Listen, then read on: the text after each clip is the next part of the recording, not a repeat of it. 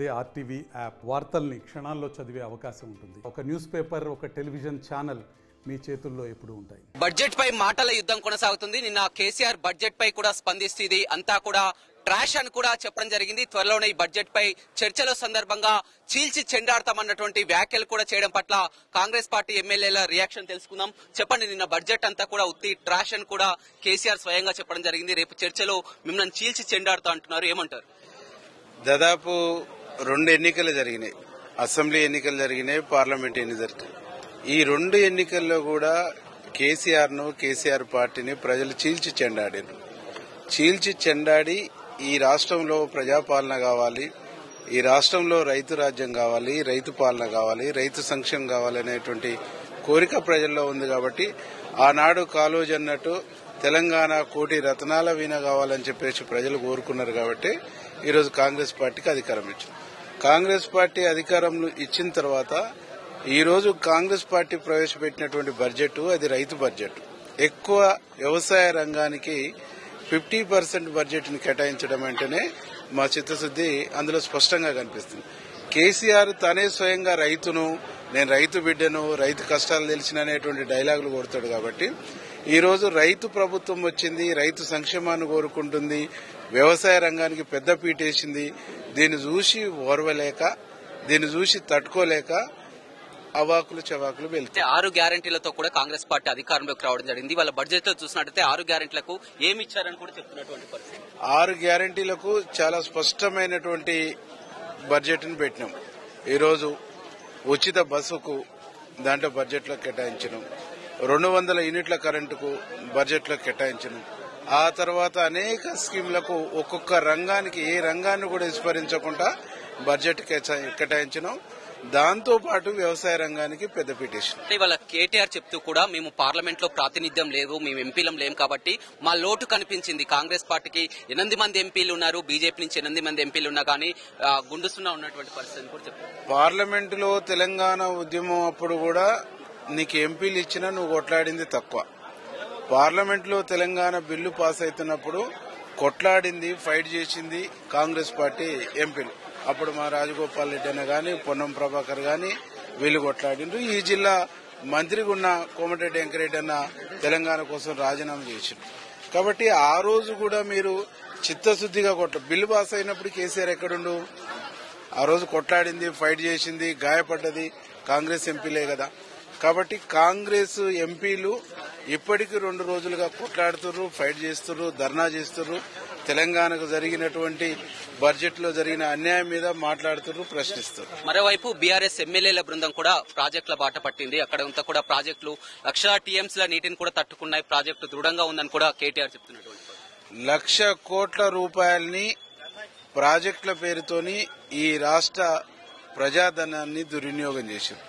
ఈ 1,00,000 కోట్ల దుర్వినియోగం, కాళేశ్వరం లాంటి ప్రాజెక్టుకు జరిగినటువంటి నష్టం, ఈ రాష్ట్రానికి జరిగిన నష్టం, ఈ రాష్ట్ర రైతాంగానికి జరిగినటువంటి నష్టం రేపు అసెంబ్లీలో చర్చకు వస్తుంది. కాబట్టి ఆ చర్చలో వాళ్ళు దోషులుగా నిలబడేటువంటి పరిస్థితి ఉంటుంది. కాబట్టి సైడ్ ట్రాక్ చేయడం కోసం గోదావరి నది వస్తుంది, ఆ గోదావరి నది నీళ్లు చూసి రావడానికి పోయింది తప్ప ఆ ప్రాజెక్టు మీద ప్రేమతోనో ఈ ప్రాంత ప్రజల మీద ప్రేమతోనూ పోయింది కాదు. ఆ తర్వాత అనేక స్కీంలకు ఒక్కొక్క రంగానికి ఏ రంగాన్ని కూడా విస్మరించకుండా బడ్జెట్ కేటాయించడం.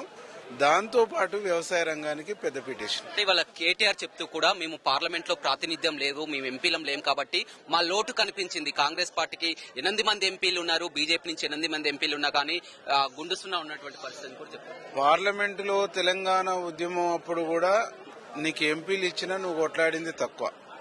పార్లమెంట్ లో తెలంగాణ బిల్లు పాస్ అవుతున్నప్పుడు కొట్లాడింది, ఫైట్ చేసింది కాంగ్రెస్ పార్టీ ఎంపీలు. అప్పుడు మా రాజగోపాల్ రెడ్డి అన్న గాని, పొన్నం ప్రభాకర్ గాని వీళ్ళు కొట్లాడిండ్రు. ఈ జిల్లా మంత్రిగా ఉన్న కోమటిరెడ్డి వెంకరెడ్డి అన్న తెలంగాణ కోసం రాజీనామా చేసిండ్రు. కాబట్టి ఆ రోజు కూడా మీరు చిత్తశుద్దిగా బిల్లు పాస్ అయినప్పుడు కేసీఆర్ ఎక్కడుండు? ఆ రోజు కొట్లాడింది, ఫైట్ చేసింది, గాయపడ్డది కాంగ్రెస్ ఎంపీలే కదా. కాబట్టి కాంగ్రెస్ ఎంపీలు ఇప్పటికీ 2 రోజులుగా కొట్లాడుతున్నారు, ఫైట్ చేస్తున్నారు, ధర్నా చేస్తున్నారు. తెలంగాణకు జరిగినటువంటి బడ్జెట్ లో జరిగిన అన్యాయం మీద మాట్లాడుతున్నారు, ప్రశ్నిస్తున్నారు. మరోవైపు బీఆర్ఎస్ ఎమ్మెల్యేల బృందం కూడా ప్రాజెక్టుల బాట పట్టింది. అక్కడంతా కూడా ప్రాజెక్టులు 1,00,000 టీఎంసీల నీటిని కూడా తట్టుకున్నాయి, ప్రాజెక్టు దృఢంగా ఉందని కూడా కేటీఆర్ చెప్తున్నటువంటి 1,00,000 కోట్ల రూపాయల్ని ప్రాజెక్టుల పేరుతోని ఈ రాష్ట్ర ప్రజాధనాన్ని దుర్వినియోగం చేశారు.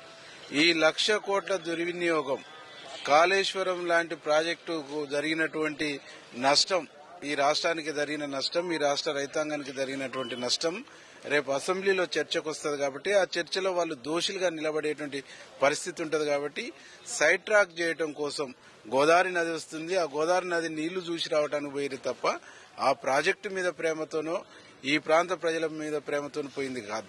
వాళ్ళు చేసినటువంటి తప్పిదాలు. ఈ రోజు నేషనల్ డ్యామ్ సేఫ్టీ కమిటీ వాళ్లే ఈ ప్రాజెక్టు అనేటువంటిది అన్సైంటిఫిక్ ప్రాజెక్టు, ఈ ప్రాజెక్టును ఇప్పుడు నీళ్లు దాంట్లో నిల్వ చేయాలన్నా, నీళ్లను ఆపాలన్నా వద్దా అని మేము చెప్పేంత వరకు స్టోరేజ్ చేయొద్దని చెప్పేసి నేషనల్ కమిటీనే చెప్పింది. నేషనల్ డ్యామ్ సేఫ్టీ కమిటీ చెప్పినటువంటి దానికి అనుగుణంగానే రాష్ట్ర గవర్నమెంట్ నడుస్తుంది. ఇది ఇప్పుడు చెప్పలేదు, వాళ్ళ అధికారంలో ఉన్నప్పుడు ఇంకా ఎన్నికలు జరగక ముందే చెప్పి ఖాళీ చేపించారు. కాబట్టి ఇవన్నీ సత్యాలు ప్రజల ముందున్న తర్వాత నువ్వు ప్రాజెక్టులో విహారయాత్ర పోతున్నాము, 2 రోజులు రెస్ట్ తీసుకోవడానికి పోతున్నాం అని చెప్తే అర్థం ఉంది. కానీ ఏదో ఉద్ధరియటానికి పోతున్నామని అంటే దాంట్లోనే ట్రాష్. అంటే కేసీఆర్ రేపు సభకు వస్తున్నారు, చర్చ చీల్చి చెండాడుతూ అంటున్నారు, తట్టుకుంటారా మీరు? భయపడుతున్నారు? రమ్మనండి, నేను కూడా అనుసరిస్తాను, రమ్మనండి. 10 సంవత్సరాల కాలంగా నువ్వు నిర్మించింది ఏదో చెప్పు, నువ్వు నిలబెట్టింది ఏదో చెప్పు. కాళేశ్వరం కట్టినాను, కాళేశ్వరం ద్వారా 20 లక్షల ఎకరాలకు నీళ్లు ఇస్తాన్నావు, ఎన్ని లక్షలకు ఇచ్చినావు చెప్పు. ఇయర్ వైజ్ గా కాళేశ్వరం ప్రాజెక్టు ద్వారా ఈ సంవత్సరంకి ఇన్ని లక్షల ఎకరాలకు నీళ్లు ఇచ్చినటువంటిది చూపించాలి కదా. నువ్వు పాత ఆయకట్టును స్థిరీకరిస్తూ కొత్త ఆయకట్టును ఇస్తానని చెప్పేసి కాళేశ్వరం ప్రాజెక్టును కట్టినావు. కొత్త ఆయకట్టు ఎంత పెంచినవు, పాత ఆయకట్టు ఎంత స్థిరీకరించినవు అనేటువంటిది లెక్కలతో సహా చెప్పమనండి కేసీఆర్ గారిని, మేము కూడా అనుసరిస్తాం.